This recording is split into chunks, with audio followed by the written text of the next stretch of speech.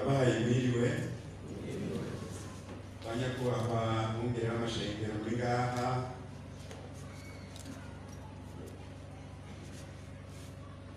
namwe mwese bakristu bene data muri ngaha mwese mwaje kugira ngo twigire Imana, twigire n'ubumwe Imana idushakira. Nitugire Kristu. Kristu ni muzima. Kristu ni muzima. Mbanje kukegurukira abampaye aka karyo kuko notangura nkagira icyo mvuze,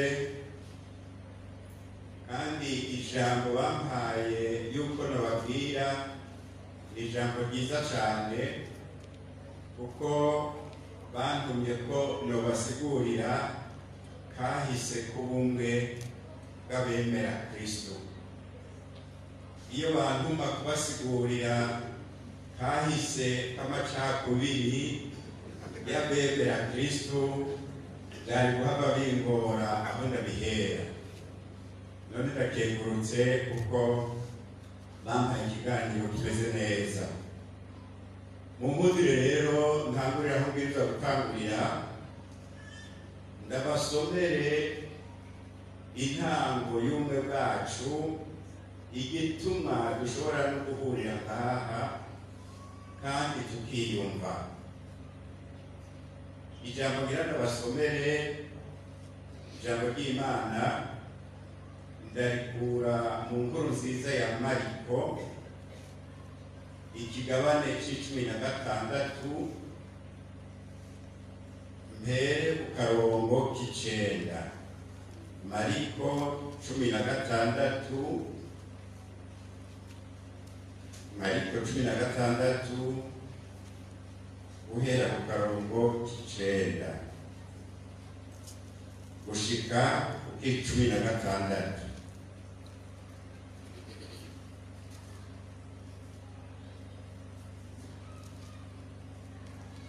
Iryo jambo ry'Imana rivuga riti: amaze kuzuka mu gitondo ku munsi wa mbere w'indwi, Yesu yatanguye kubonekera Mariya Magdalena, umwe yari yakuwemwo amashetani indwi.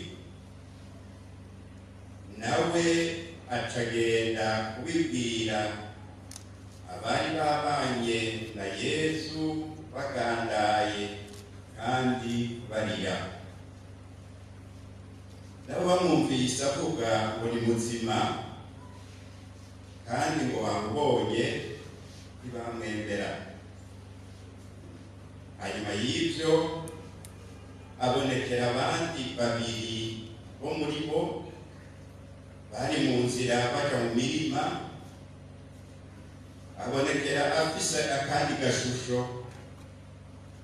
Abo nabo baja kubibwira abandi, ariko nabo nyene ntibigera babemera.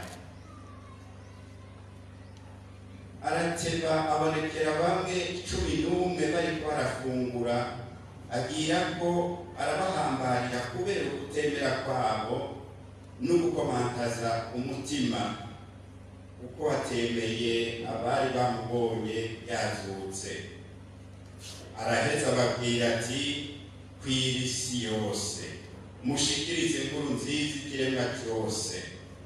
Uwuzokwemera akabatizwa azorokoka, uwutazokwemera azocibwa.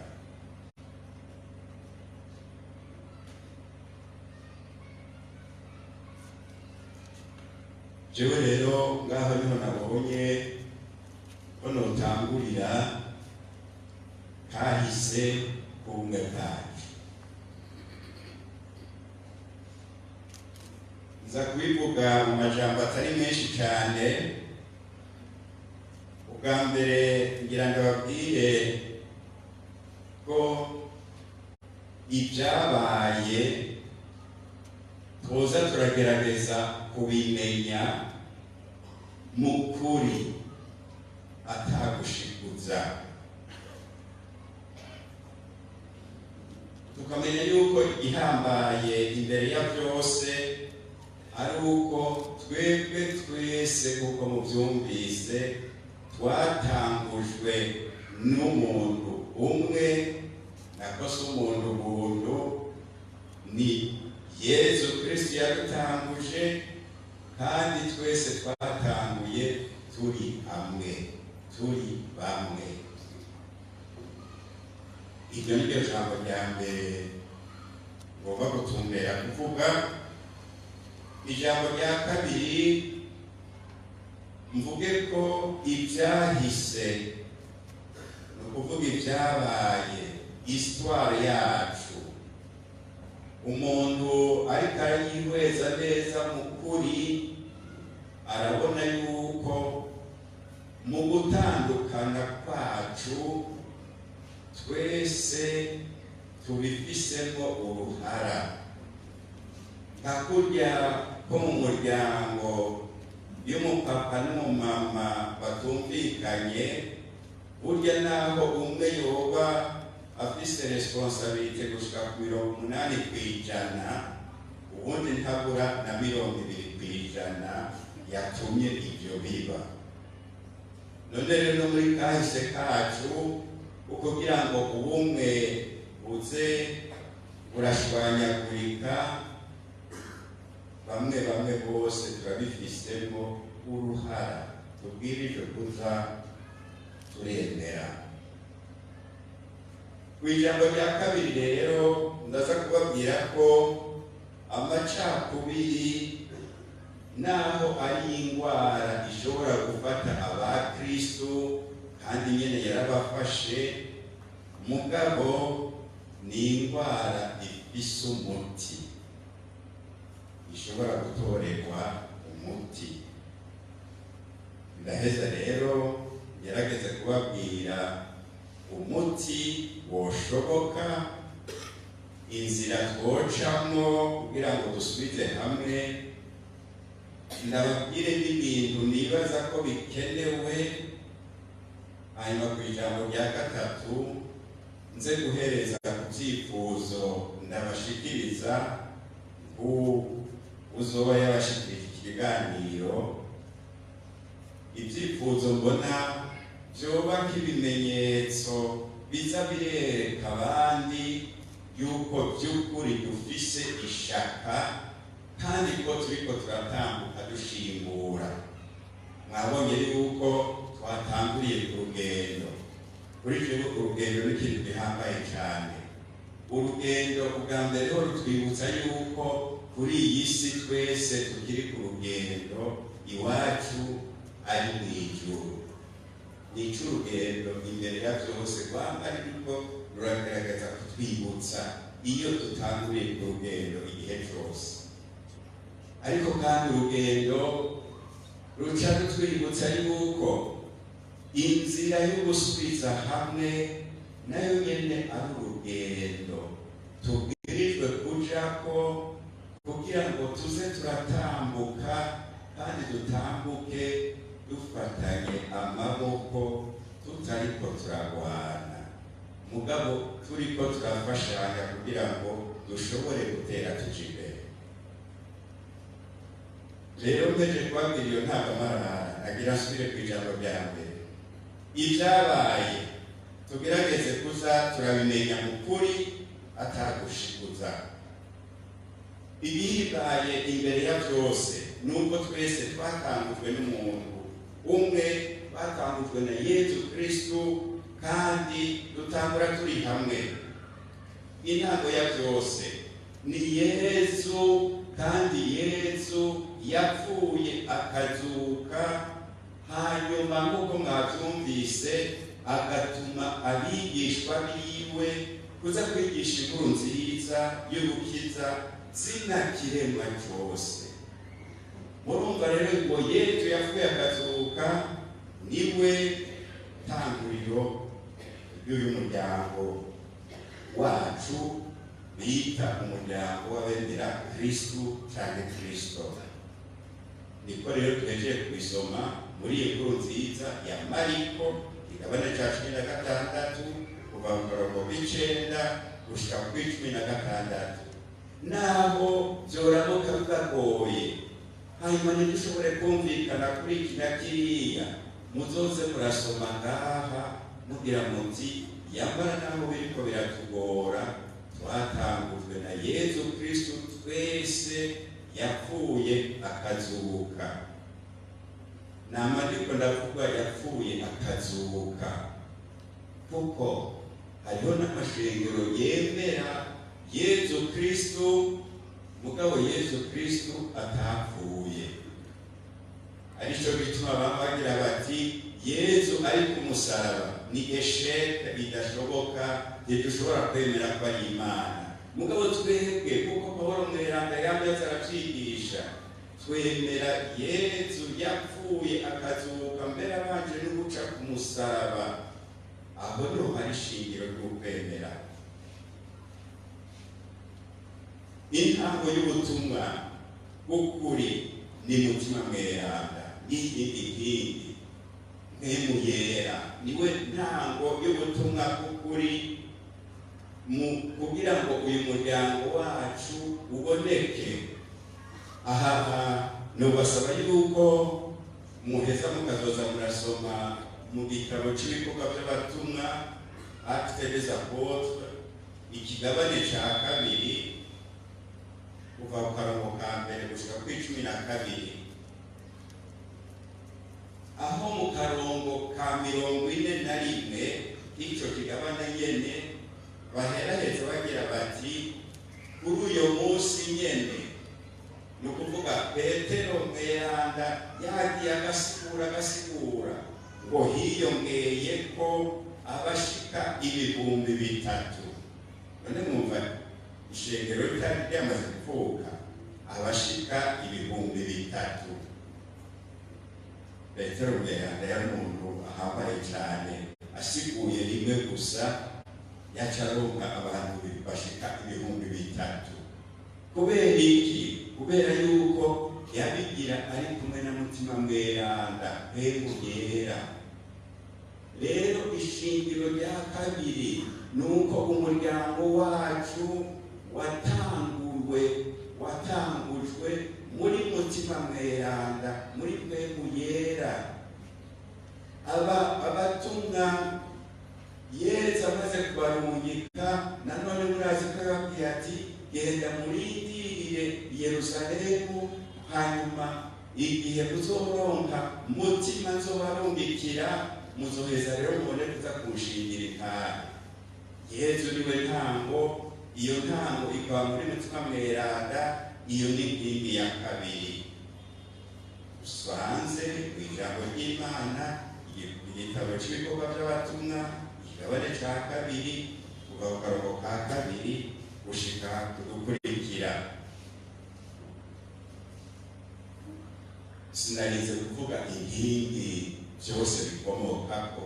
Inkingi byose bikomokako nuko ari data yari yarungitse mwana, hanyuma mwana agiye kugenda akadusigarana mutima mweranda mpemu yera. Hari abantu bambari ko baragira ngo mbega ibyo bintu ngo muvuga ngo byo kwemera Imana ngo mu butatu bweranda ngo si ibyo mwikurira mu mutwe. Oya, ibyanditswe mu ijambo ry'Imana. Data yarungitse mwana amaze kuza atubwira ati ndabise data yandungitse ati kandi uyo data niwe so wanyu. Tuba turamenye yuko hariho data twibariwe na mwana twabonye, abantu babonye n'amaso yabo. Ageze kugenda acavuga ati ndimubwire ngo nzobasiga muri imfubyi, nzobasigarana mutima wanje dusangiye na data. Bacaba data mwana mutima mweranda cyane mpemu yera. Rero ibituranga kandi biduhuza n'ubu nibyo byinshi. Iri jambo rya mbere, ibituranga kandi biduhuza n'ubu nibyo byinshi.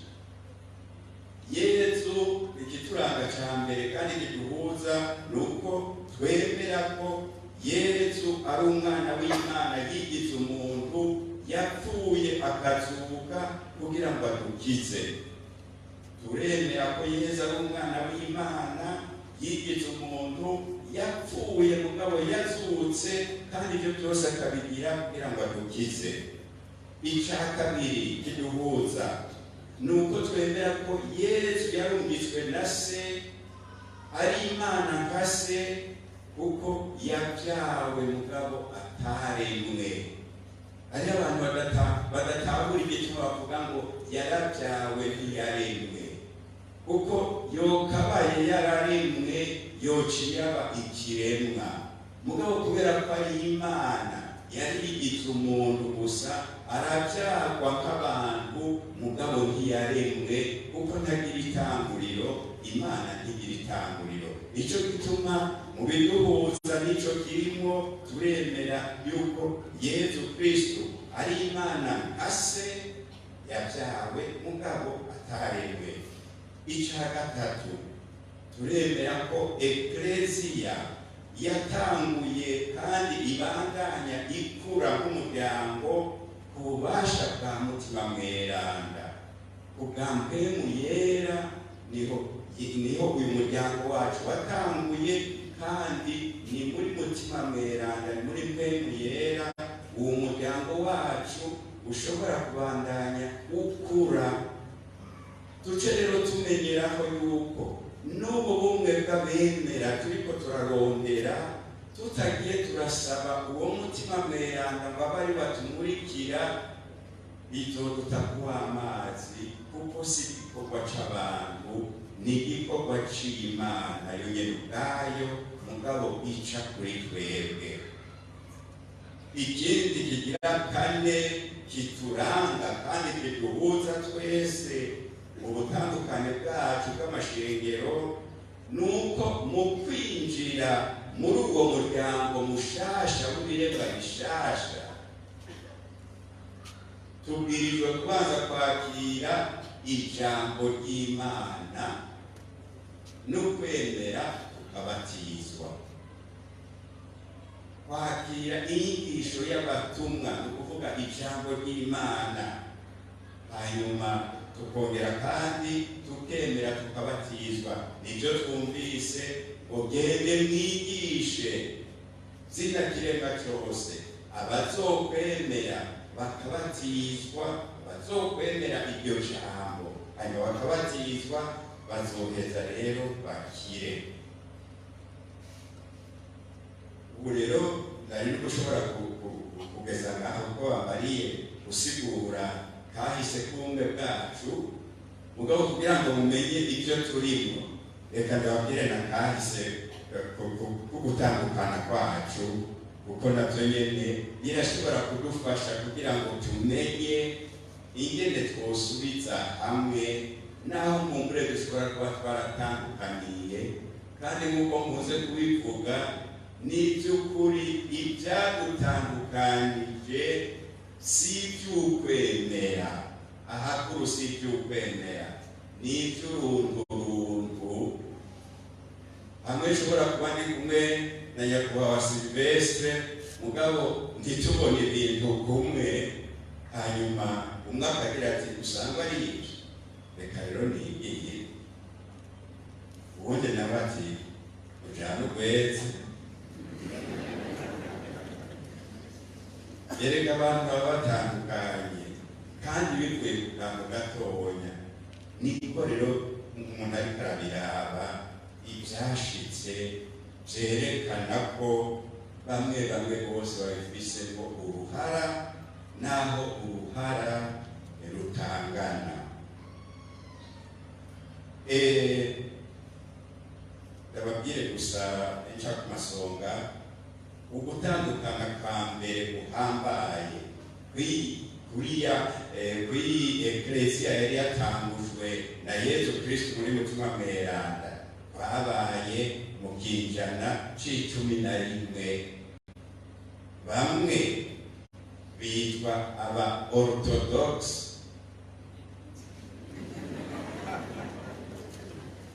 abandi bitwa abakatolika.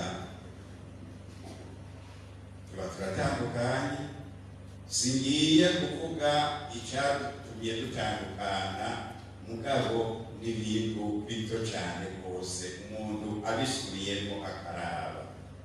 Ugutandukana kugira kabiri kwabaye igihe abakristu bamwe bitwa abaprotestanti cyangwa babita abaprotestanti, abandi nabo bakitwa abakatolika. Abaprotestanti rero bari mu migwi myinshi, bahavuye baba mu migwi myinshi, mugabo kandi byongeye no mu ntango batangujwe n'abantu benshi. Muraza bazi histoire, mukamenya ba Luther, yarimo umumwane Augustin, hanyuma arabona ibintu ukwiwe ntibamutahura, abaratambutse aja mu bindi. Harabaye mu nyuma bitwa ba Zwingli, cyane cyane hariya mu Busuwise. Harabaye abitwa ba Calvin, nabo nyene barashinga ayo mashengero. Ayo yose rero yaciye aba amashengero y'abaprotestanti, twite y'abaprotestanti. Hari mu kinjana c'icumi na gatandatu, nako muze murakibuka, murabona abatandukanye ubwa mbere hari mu kinjana c'icumi na rimwe, ubwa kabiri mu kinjana c'icumi na gatandatu. None abantu bashoboye kubana mu binjana bingana gutyo byose, boheza bakabura ibyo baguma bahuriyeho, kuko umuntu mubanye, tuvuge abantu ntibashobora kubaho ikinjana cyose, mugabo naho mwobana imyaka 10-15, naho mwotandukana hariho ibyo muguma muhurirako musangiye, n'inyifato mbere ugasanga igumye imeze nka yayindi. Ugutandukana kwa gatatu kwabaye igihe habaye abakristu bitirira eklesia yo mu Bwongereza, kuko mu ntango les Anglicans, aba bantu bari ngaha tugomba kwambara kumwe mbere, kandi nabyo nyine hari aho bibagora abakristu cyangwa abakristo bamwe bakibaza ngo mbega none ni bande barabiye ku bandi kugira ngo bambare ibisa. Nta na bamwe barabiye ku bandi, nuko twari dusanganywe. None abasanganywe rero baraheza bakagira icyo bagumanye, naho baba batandukanye. Nuko niko biri, muzosanga na cya gisabisho cya ndemeye, tuvuga credo, ndemeye dukangurira kuri Imana Data, Mwana, Mutima Mweranda na Ekleziya, be n'ibyiza tuzeye muri iyo Ekleziya, muzosanga ari cyo kimwe, kubera yuko mu gihe ibyo byose babishinga ko ari byo shingiro ry'ukwemera, twari tukiri kumwe twese.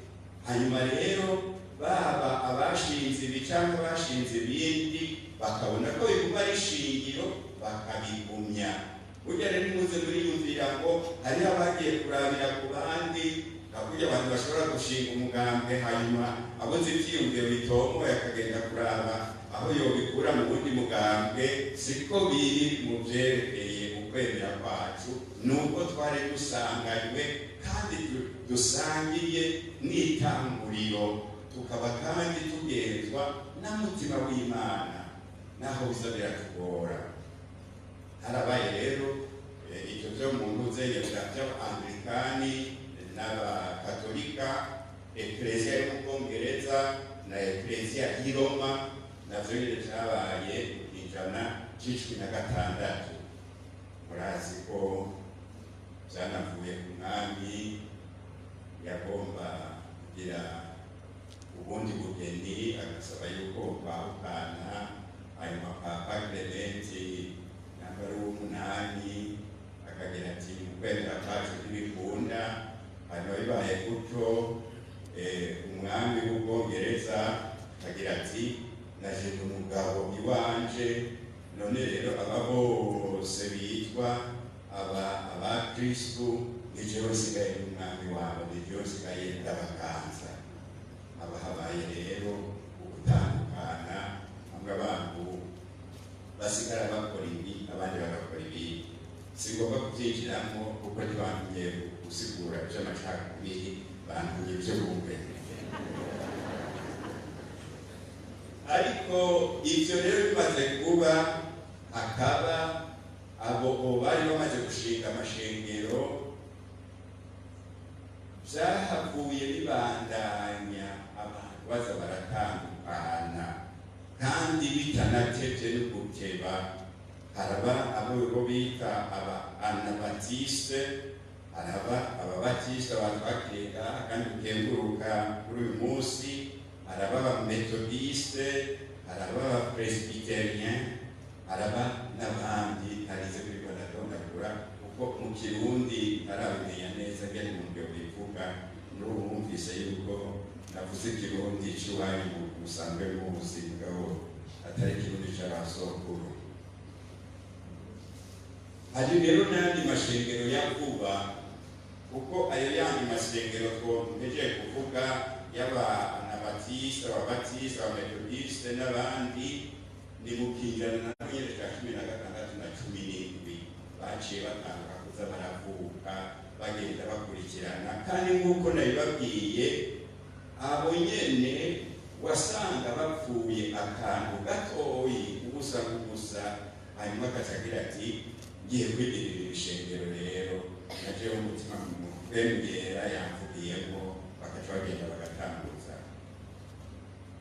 Navuba rero hariya n'amashengero yabandanije avuka nk'abapentekoti, uzi ko bavukiye hariya muri Leta Zunze Ubumwe. Vuba cyane, oya si vuba cyane kuri mwebwe, ni vuba cyane kuri jewe kuko nari hafi yo kuvuka. Ari mu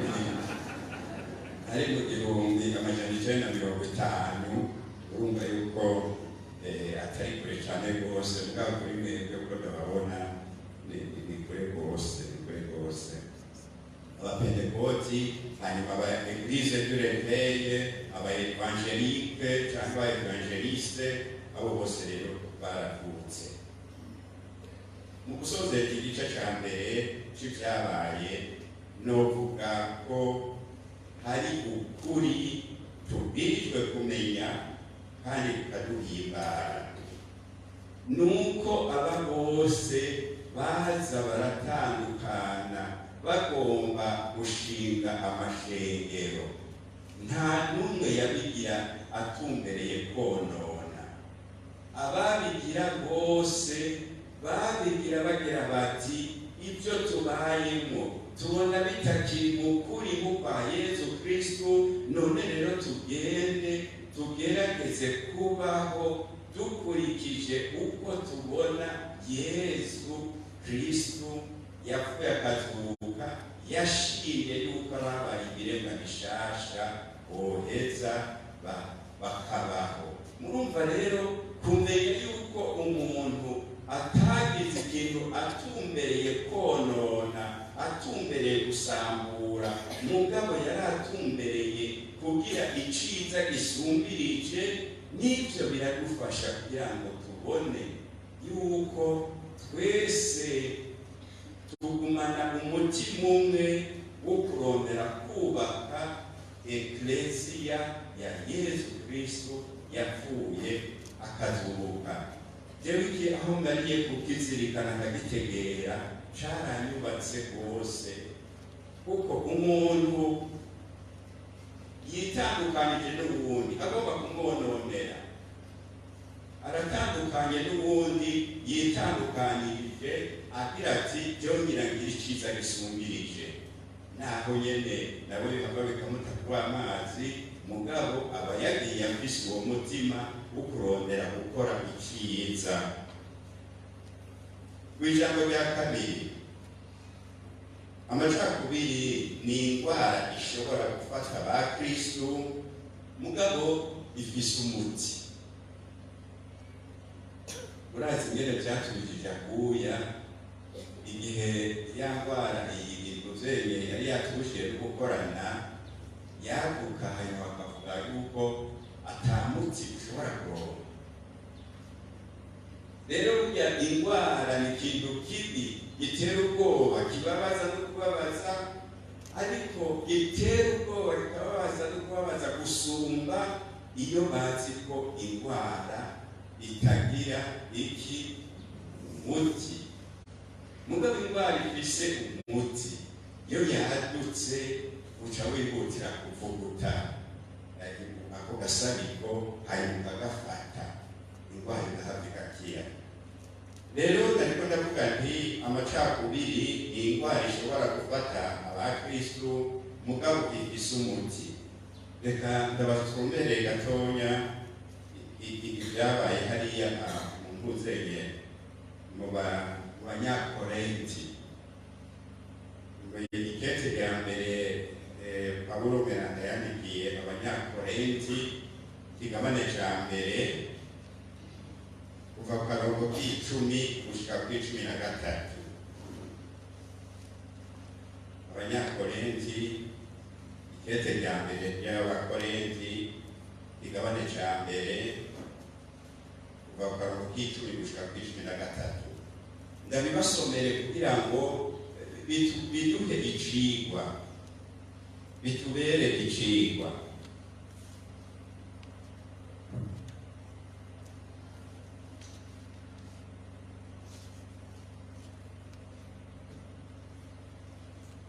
Ijambo ry'umutwe banditse muri Bibiliya ufise, banditse ngo amacakubiri mu bakristu. Amacakubiri muri Eklesiya y'Ikorinti. Muri iki kigabane rero ca mbere akarongo k'icumi gatangura kagira kati, ni Pawulo Mweranda yandika: ndabasavye bene wacu ku izina ry'umukama wacu Yesu Kristo, mube mwese mvuga rimwe kandi ntihagire amacakubiri aba muri mwebwe, ariko muhuze umutima n'inama nk'uko bibereye, nkako nyene bene wacu. Nabariwe ivyanyu n'abo kwa Klowe yuko hari amatati muri mwebwe. Ico mvuga nuko umwe wese muri mwebwe avuga ati jewe ndi wa Paulo, jewe ndi wa Apolo, jewe ndi wa Kefasi, jewe ndi wa Kristo.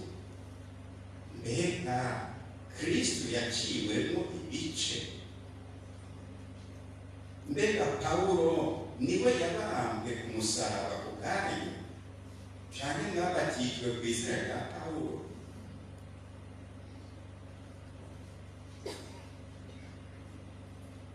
Nashimiye kuri basomera iri jambo ntarinze kurisigura kugira ngo tugume tuza turayizirikana.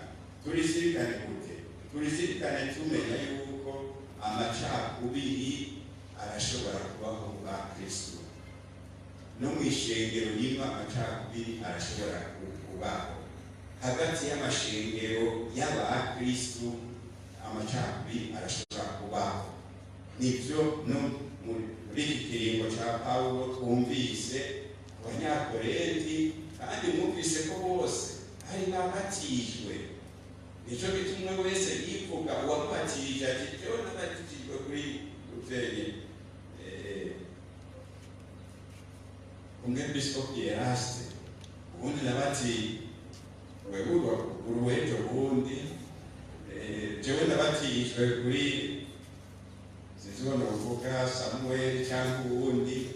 Akaca rero ibyo bibatuma bashobora guca bashwana. Amacakubiri rero ni ikintu kibaho mu bakristu, mugabo ntaba injanyi, si indwara ihitana abakristu ngo bagenda akagirire. Amacakubiri arafise umuti. twigane Pawulo mu kuza turagarura ibintu bikiri hafi. Kenshi turasamara no mu mashengero ugasanga hari akantu kadutse ari gatoyi, hanyuma tugasamara ntitwihutire guhanura, tukahava rero dusanga ibintu byaramaze kurenga inkombe. Pawulo mweranda ntiyaritse kurindira yuko baza kumuha raporo yuzuye yose, avuze ati narumviranye kwa Kloe avuga iby'iwanyu ngo none rero ndabahanuye. Yaciye ahanura, kandi rero mu kubahanura abahanura aberekeje ku kuri. Erega yakagomba yari gushobora kubariramo mbege. None ko hari abavuga bati twe twabatijwe kuri Pawulo bera, kuri Pawulo yari gushobora kugira ati mwebwe rero mwabatijwe ku izina rya Pawulo, ni mwebwe muri abakristu, abandi bose sibo. Akaca yikwegerako. Mugabo iyo nzira siyo yafashe inzira y'ukuri, kumenya guhanura ibintu hakiri kare, kandi ugafata guhanura uberekeza ukuri. Umuti rero wo gusubiza hamwe ushinga imbere ya byose ukuri.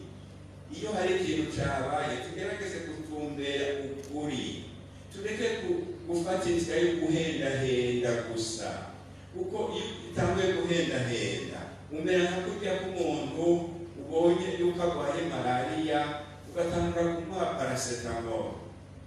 Ako n'akantu gapfufahaza gusa, kagabanya umuriro, kagabanya inyongo. Mugabo ubandanije umuha iyo paracetamol yonyene aragupfana, kuko utashoboye gushikira umutsi uheze utumbera hari ukuri uvuga ukuri. Nico gituma tubwirijwe kwama tugerageza kuraba kumenya ukuri, kandi uko kuri tukubahuka tukakuvuga.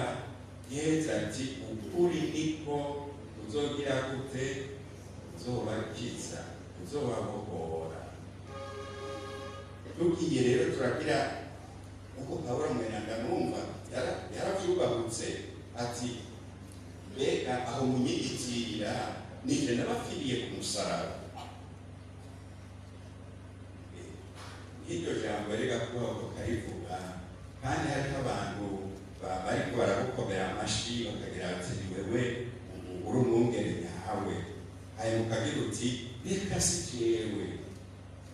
Kandi mumenye yuko na Yohani Batista uko nyene niko yabigenjeje. Umuntu w'Imana abwirijwe kwama ariko arayobora abantu aberekeza ku Mana atabigarurira. Na Yohani Batista aho bagiriye bagomba kucigwe yagize ati uwo nababwira n'uyo niwe mwagazi w'Imana akura abantu bicumuro, jewe sinkwiye no guhangura inkweto z'ibirato vyiwe. Kwerekeza ku Mana utumbera ukuri, tukiyibagira, ntiturondere gusa kwishira hejuru. Inzira yo gusubiza hamwe idusaba guhinduka. Niki tukimenye, inzira yo gusubiza hamwe idusaba twese guhinduka. Guhinduka tugaca bugufi, tukendera uruhara dushobora kuba twaragize mu byabaye canke mu bibandanya biba, hanyuma tugasaba n'imbabazi. Burya iyo turiko turavuga amashengero, ndabasabe mutangure kuza murakubitiza agatima mpembere imbere ya byose kw'ishengero rya mbere mugize. Ishengero rya mbere mugize kababatijwe ni urugo rwanyu, ni famille yanyu, niyo ni ishengero. Haramu pastori mukuru n'umupastori ngira amukurikira w'ishengero aciwe, umupastori mutoyi, ni ukuvuga umupapa n'umumama, abo n'abapasitori babwirizwa kuza baritwararika abana babo kuko babwirijwe nyene kubarera.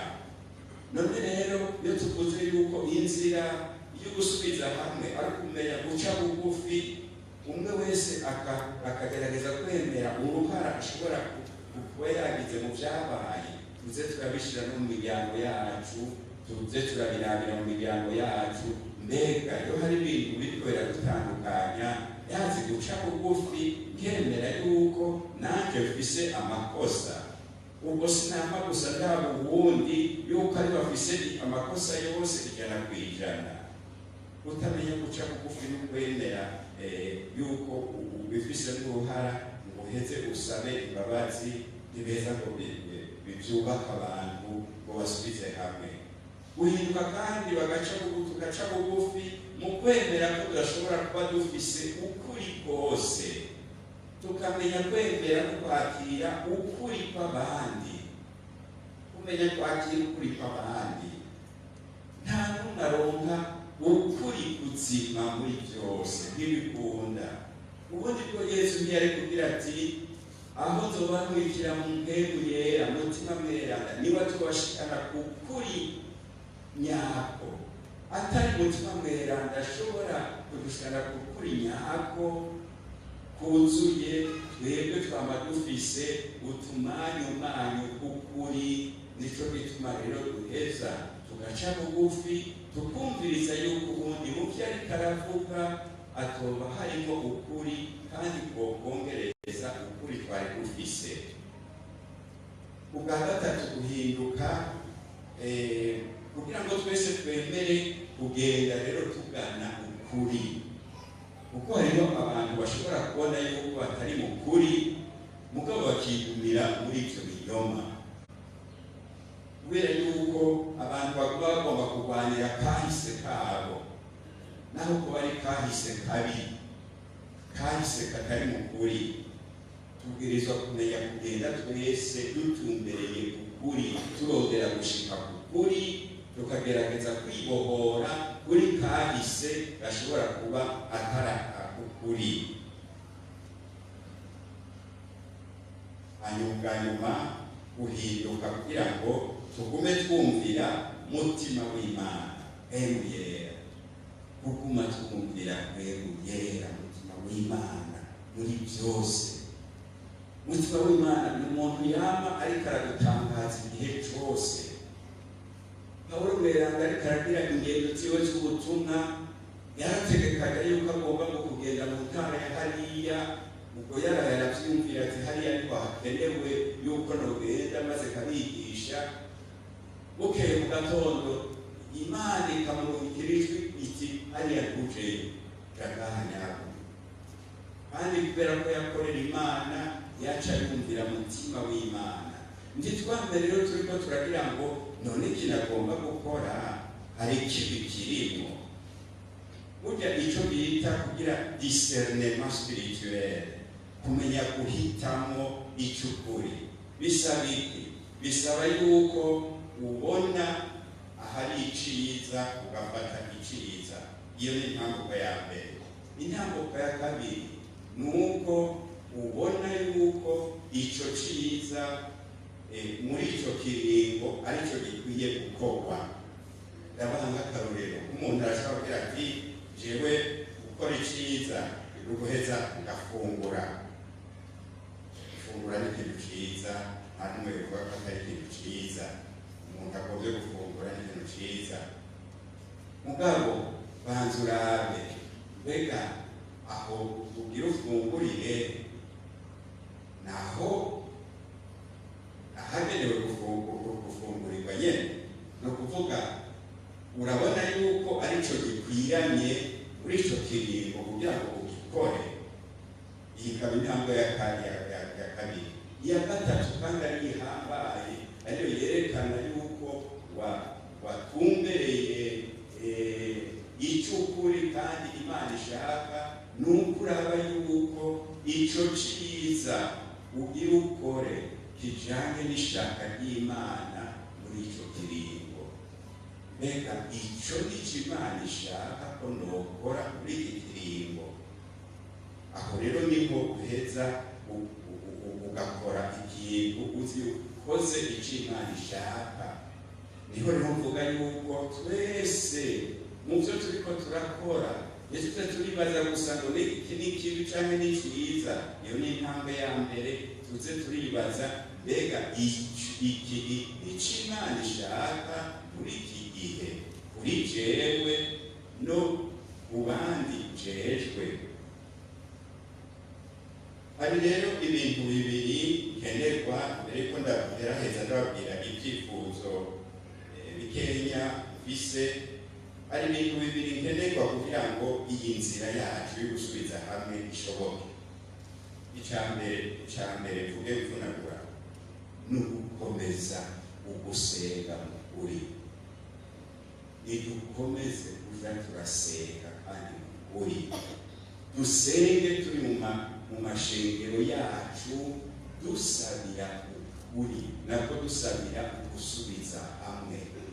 Tuze turasengera, twongere dusengere nanone nk'uko turiko turabigira, tumenye kuza turasengera hamwe nk'uko turiko turabigira. N'ibintu bibiri bihambaye kumenya kuja turasenga iyo turi hariya mu mashengero iwacu, dusaba yuko umwe twokunda, dusaba yuko twohinduka. Nivyo biha akaryo nk'uko Mutima Mweranda ahava agatwubakura, kuko murabona umwana yariko arasaba ikintu umuvyeyi yakimuhaye, kubera ko umwana aba yamye aragisaba, uwo mwana acacakira neza. Burya rero natwe gusaba ikintu bica biha akaryo kuko Imana ica ikiduha kandi ikiduhaye tugaca tucakira.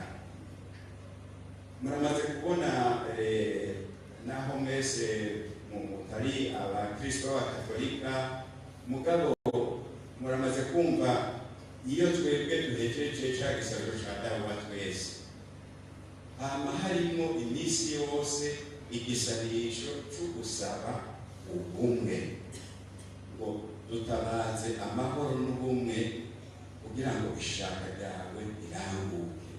Ico twamara igisanisho n'abakristo b'abakatolika rimwe na rimwe ntibakigira ko attention, ngo babone yuko ni uko twovuga tuti kazoza keza ka Eklesia y'Imana kari mu kuba turi mu bumwe kandi ubumwe bwa twese. Rutabaze amahoro n'ubumwe kugira ngo ishaka ryawe riranguke. Mukunde kuza murasengera mu mashengero yanyu musaba ubumwe bw'abemera, muhereye nanone ubumwe bw'abemera mu ishengero ryanyu. Icya kabiri, twitwararike kugira inyifato no gukorera hamwe ibishoboka byose kuduhuza ataco byishe. None rero nk'ishengero hariho n'ibintu bimwe bimwe n'abantu twokwita k'abapagani bahava bakaducisha mu ijisho, kandi kumbure tukabigira tutabona yuko ibyo turiko turagira biciye ku biri no gutuma ubumwe bushoboka. Murabona nk'ubu amashengero yose arafise canke menshi arafise amashure ajejwe, aba amashure abubatse canke ayo baragijwe na leta. Wewe rero uri umwanglikani urashobora kugenda mu ishure ry'abakatolika, kuko harimwo abanglikani, abakatolika bakakubuza ngo ntutange ijambo ry'Imana. Ivyo mwebwe muravyumva yuko ishengero ry'abakristu canke ry'abakristo rishobora kubuza irindi yuko abigisha babo bagenda gutanga ijambo ry'Imana ryerekeye ukwemera kwabo, kandi turi abakristu twemera Kristo. Nk'ivyo bituma n'abapagani ndabivuze bukebuke ko ngaha abapagani barimo bashobora no kuja badutwenga bati none bavuga ngo n'abakristu bose, kandi bashobora no kuzibirana amarembo kugira ngo bigishe ivyo nyene bavuga ko ari ivyo bihebeye. Uze turikubita agashi. Ivyo rero vyose Patiri mukuru wo mu Ngagara iyo aramuka bigize azoba aciye kubiri na jewe kandi tuzorara kubiri.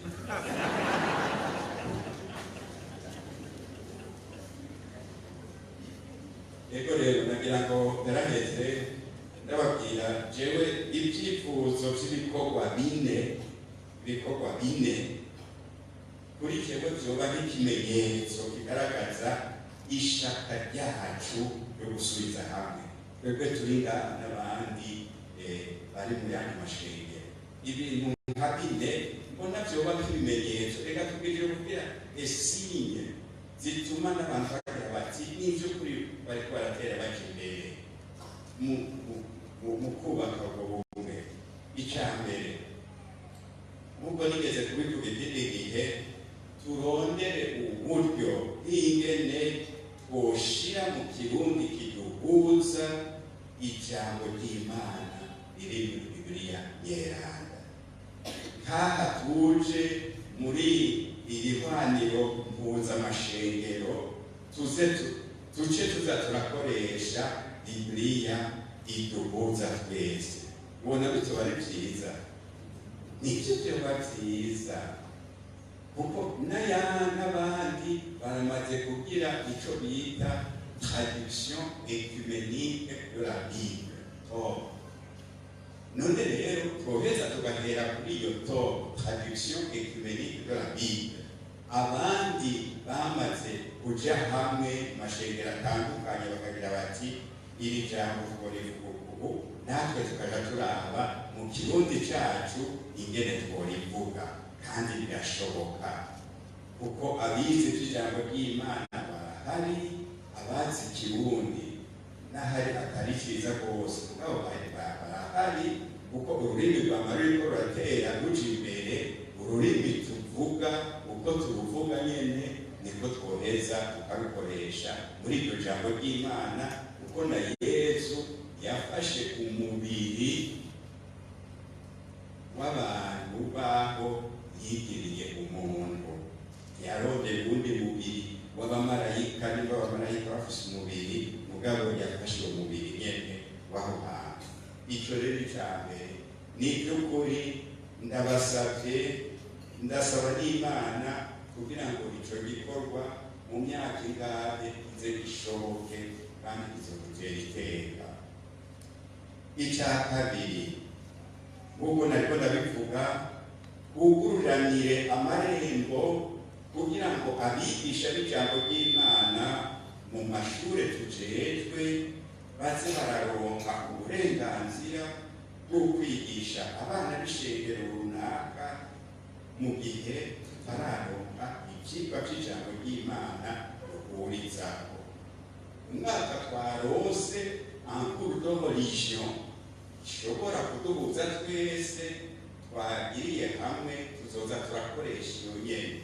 Mugabo mu gihe turayironka, umuntu agize ati jewe ndi umubatisi, none ndafise abana ngaha biga muri iyi shure, munyorohereze kugira ngo nze kubigisha ijambo ry'Imana.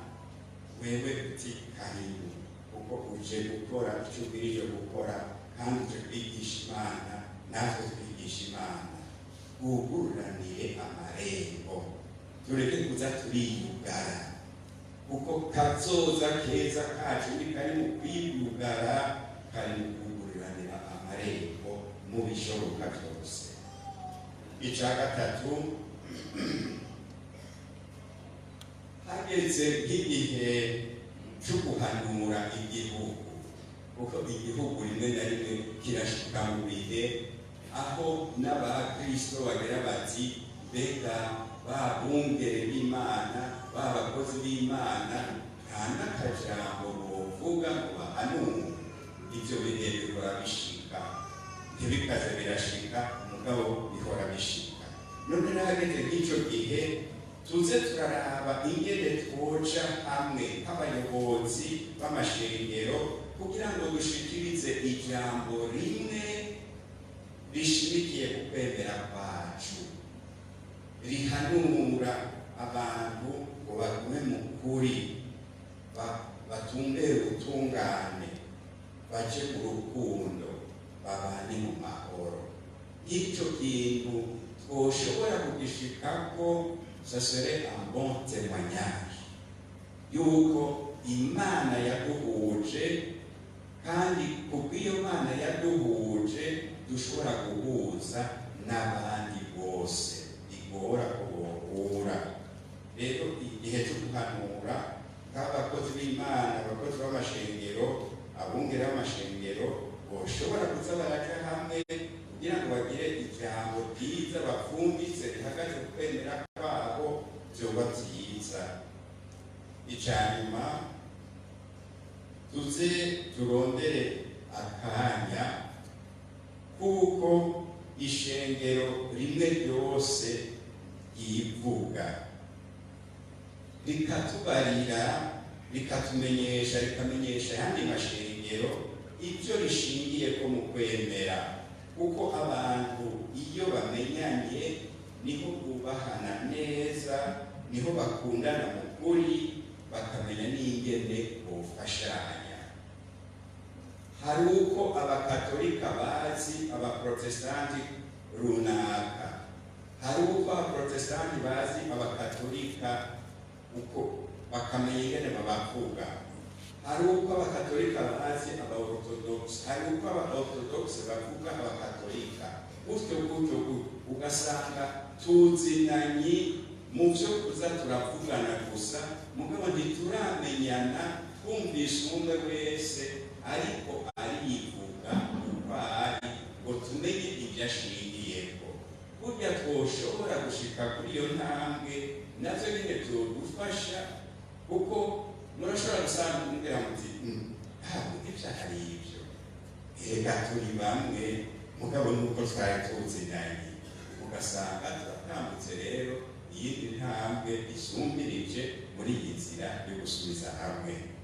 Ibyo rero kugira ngo bishoboke, ndibaza ko bizokenerwa yuko aya mashengero yose yemera kuzarakura, kumbure yogira agakomite kaguma kaza karakorana kugira ngo kaze kararaba ingene ibikorwa byoza biratunganywa, mugabo ntibibe gusa ibyo gutegura irwaniro yo muri iyi ndwi, mugabo bikaba urwego rugumaho ruza rurahanahana ivyiyumviro ruraba n'ivyoshoboka.